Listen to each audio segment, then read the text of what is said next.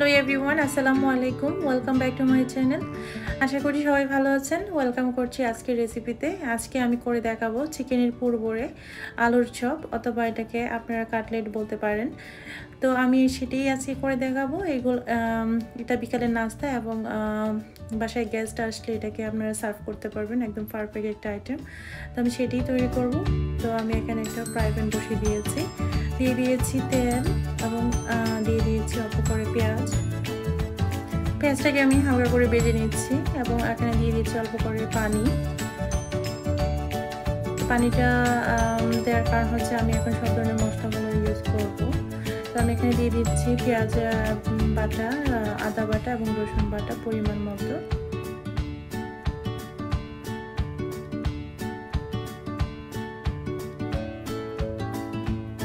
এখন আমি দিয়ে দিচ্ছি পরিমাণ মতো হলুদের গুঁড়া, মরিচের গুঁড়া, ধনিয়ার গুঁড়া, জিরার গুঁড়া এবং পরিমাণ মতো লবণ।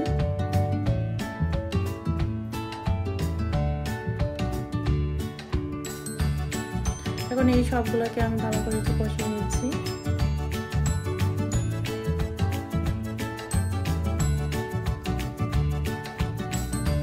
আর এখানে আমি ছোট্ট করে কিউব করে নিয়েছি চিকেন। আর এটা শুধু চিকেন ব্রেস্ট, আপনারা চাইলে কিমাটা ইউজ করতে পারেন। তো আমি এগুলাই এখন ছোট করে কিউব করে কেটে এগুলো দিয়ে দিচ্ছি। আমি এটাকে এখন রান্না করে নিব। একটু ভালো করে মিক্স করে নিচ্ছি।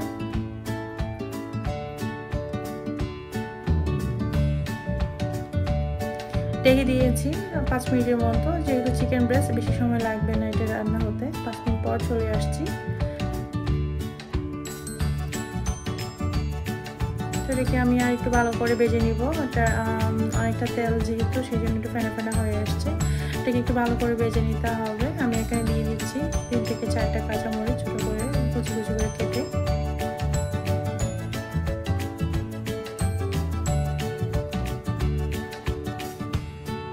এখন আমি দিয়ে দিব 2টা ডিম।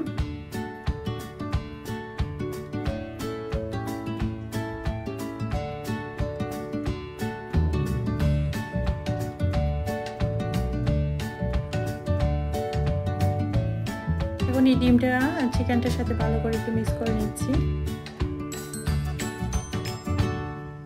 এটাকে একটু ভালো করে এখন আমি ভেজে নিব আনটিল ড্রাই হওয়ার আগ পর্যন্ত। এটাকে আর একটু ভালো করে আমি মিক্স করে নিচ্ছি। এখন আমি এখানে দিয়ে দিচ্ছি গরম মশলার গুঁড়া। আপনারা চাইলে আস্ত গরম মশলাটা ব্যবহার করতে পারেন, তবে পুরের ক্ষেত্রে আপনারা যদি গরম মশলাটা ব্যবহার করেন তাহলে এটার টেস্টটা কিন্তু দ্বিগুণ হয়ে যায়। এখন এটাকে আর একটু ভালো করে আমি ভেজে নিচ্ছি।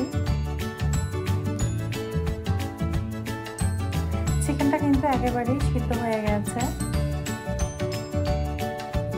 এটা যখন টানটা হয়ে যাবে তখন আপনার হাতে ভালো করে এটাকে ভেঙে নেবেন, চিকেনগুলো যেগুলো আস্তে আস্তে আছে এগুলোকে।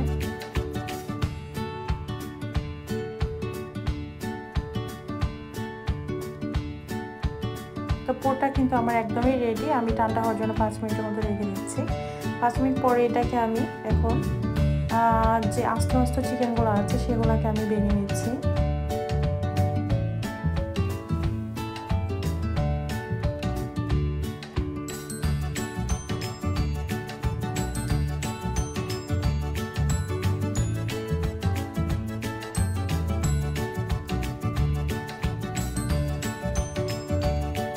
পোরটা কিন্তু একদমই রেডি। আর এখানে আমি পেঁয়াজ কুচি নিয়েছি এবং শুকনো মরিচ ব্যবহার করেছি। আপনারা চাইলে কাঁচা মরিচটা ব্যবহার করতে পারেন। তো আমি এখানে 2টা আলুকে একদম ম্যাশ করে নিয়েছি। আর এখানে দিয়ে দিচ্ছি পরিমাণ মতো লবণ। এখন আমি এই শুকনো মরিচটা আর পেঁয়াজটাকে ভালো করে একটু মিক্স করে নিচ্ছি। এখন দিয়ে দিব সেই আলুগুলো। আলুটা যত বেশি আপনারা এটাকে মুথে নেবেন তত বেশি সফট হবে, তত বেশি ভালো হবে। কাজেই আপনারা যে যে আইটেমগুলো দিবেন সেগুলো দেওয়ার পর এটাকে ভালো করে মিক্স করে নেবেন। আমি একটু ভালো করে মুথে নিচ্ছি। আর এখানে দিয়ে দিচ্ছি আমি পেঁয়াজ বেরেস্তা, দিয়ে দিচ্ছি জিরার গুঁড়া। এটা হচ্ছে ভাজা জিরা গুঁড়াটা আপনারা ইউজ করে স্মেল সুন্দর হবে।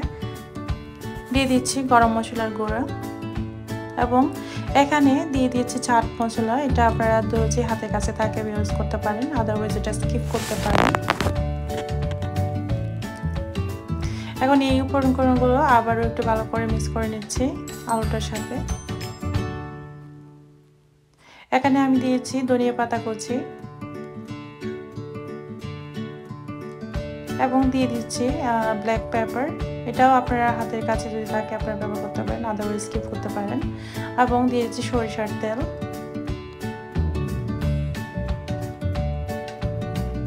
সবগুলো জিনিস দেওয়া হয়ে গেছে। এখন আমি এটাকে ভালো করে একটু আবারও মিক্স করে নিচ্ছি এবং মধ্যে নিচ্ছি।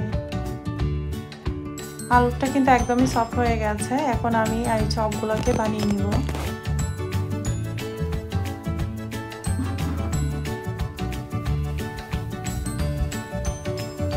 আমি একটু আলু নিয়ে নিয়েছি। এখানে আমি ভালো করে হাতে চেপে নিয়েছি। আপনারা খেয়াল করবেন ঠিক এভাবে বানাবেন, তাহলে আর এটা ভেঙে যাবে না।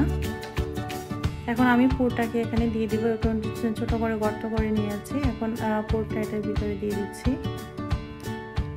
এবং আর একটু আলু নিয়ে আমি এটাকে কভার করে নেব। তবে হ্যাঁ, পুরটা দেওয়ার পর অবশ্যই এটাকে চেপে চেপে দিতে হবে এবং দুই হাতে খুব ভালো করে চেপে চেপে দিয়ে এটাকে রেডি করতে হবে। আদারওয়াইজ এটার ভিতরে যেন কোনো এয়ার না থাকে, বাতাস থাকলে কিন্তু এটা ভেঙে যেতে পারে। সেম ওয়েতে আরেকটাও করে নিচ্ছি।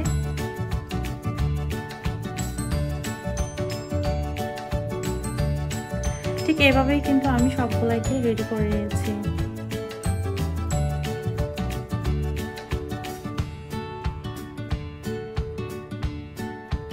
আর এখানে আমি দুটো ডিম ফেটে নিয়েছি, হলুদ অংশটা ফেলে দিয়েছি এবং নিয়ে নিয়েছি ব্রেড ক্রাম্ব।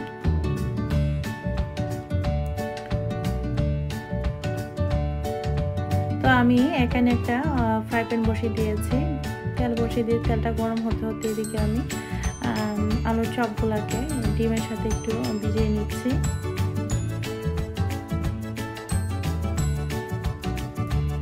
এখন এই ব্রেড ক্রাম্বটার সাথে ভালো করে একটু চারপাশে যেন ভালো করে লাগে সেদিকে খেয়াল রাখবেন।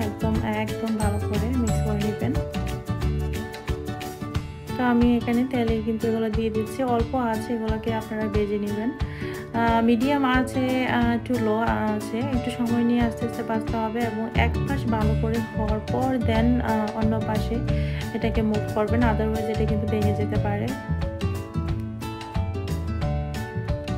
তো অল্প সময় নিয়ে এটাকে আমি ভেজে নিয়েছি।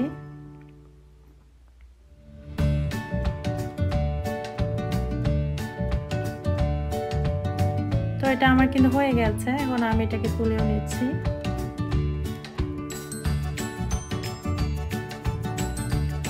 তো এই ছিল আজকের মতো।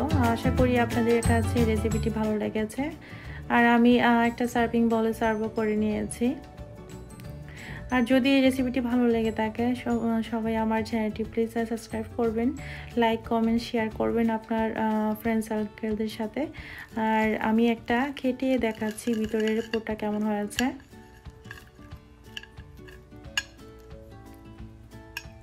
এটা কিন্তু ভিতরেও অসম্ভব সুন্দর হয়েছে আর এটা খেতেও কিন্তু ভীষণ মজা। তো আশা করি আপনাদের সবার এই রেসিপিটি ভালো লেগেছে।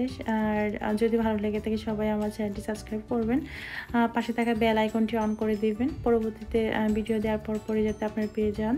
সেই পর্যন্ত সবাই অনেক ভালো থাকুন, সুস্থ থাকুন। আল্লাহ হাফেজ।